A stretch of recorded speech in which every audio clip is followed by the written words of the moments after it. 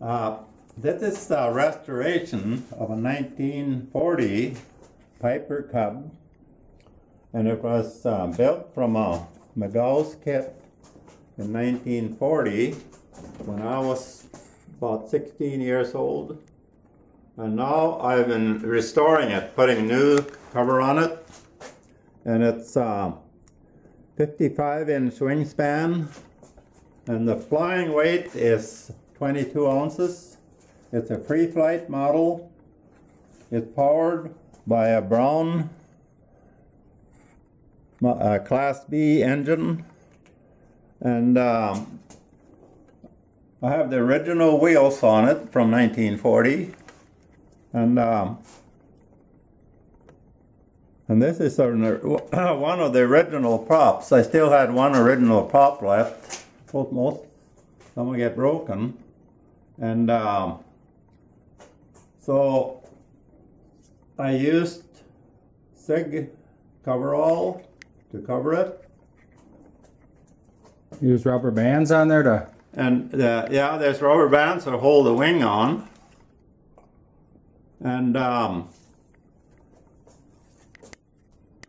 how'd you get started with a Piper Cub in 1940? Well, one of my favorite airplanes from the time I was a kid was always the Piper Cub J3s. Mm-hmm. And I had always built smaller airplanes, like rubber-powered airplanes. And this is the first model airplane engine I had ever seen. Mm-hmm. I didn't know anybody else that had one either. So I was at a tough time experimenting and getting the engine to run right. And it used, we call it stove gas or white gas, mm-hmm. and 70 grade oil with about, and mixed the gas and oil. It's an ignition engine. It has a tiny Champion spark plug in it.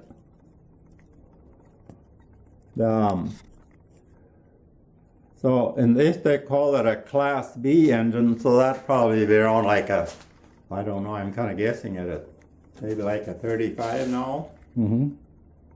And the tail part of it is, the stringers and everything is bamboo. Mm-hmm. And real thin, hard bamboo, and it's real light and real strong. And it's amazing, after all those years, the fuselage and the wings were fairly straight, and the most of the glue joints were still good. I had to replace some joints, re-glue, but most of it is mostly original from the first kit. This new new fabric, right? Yep, and it's new fabric, and it's SIG coverall. It's a straight fabric. There's no stickum on it, and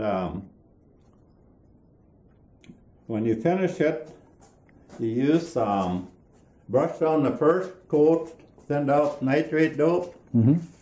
to kind of seal up the fabric a little bit, and then you use butyrate color dope to put the finish coat, Cub yellow, of course. How soon will you do that?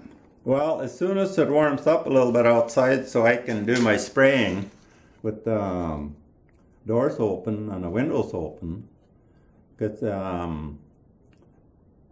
and then you have to wear a respirator when you do the spraying.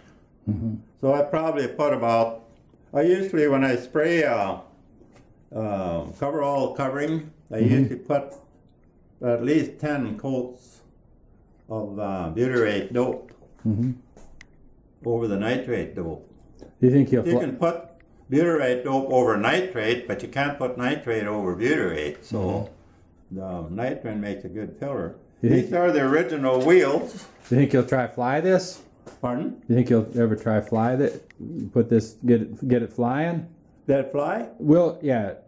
Do you think you'll ever try to fly this one? No, I'm not going to fly this because it's an antique, and I don't want to have an accident with it.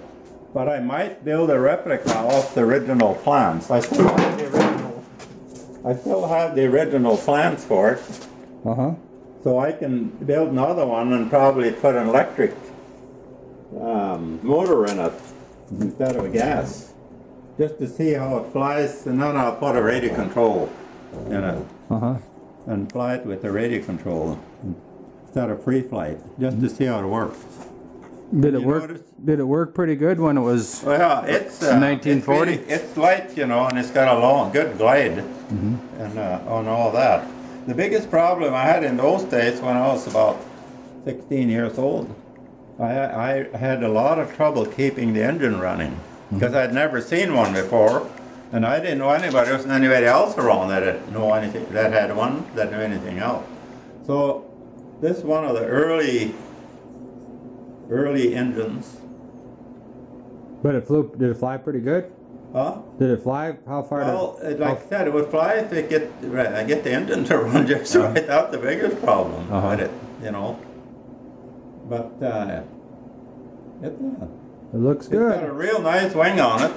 It's cap strip wing, and it's real light, and it's really a well-built wing. It's got the scale ribs in it, the same like a full-scale Piper Cub. And the landing gear on the free flights were always tapered, so the wheels were a long ways ahead to keep it from nosing over. That's right. Okay. So it's looks good. So I probably build another one just like it from the plans, and then fly that with a. I might even put an electric motor in it and a radio control. Put some servos in it. We'll make another video after you get it. Yeah. Now I painted. get it painted now. They can put another. Okay. And then I have the original cowling. I have part of it. I got the nose bolt part of it.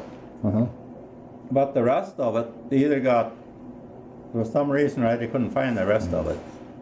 So so I'm gonna have to fabricate a cowling for it. Okay. And so then when I get it painted and get the cowling on it, then I'll we'll take another look. Take some more pictures of you, see what happened to it. Okay. Well, thank you. You're welcome.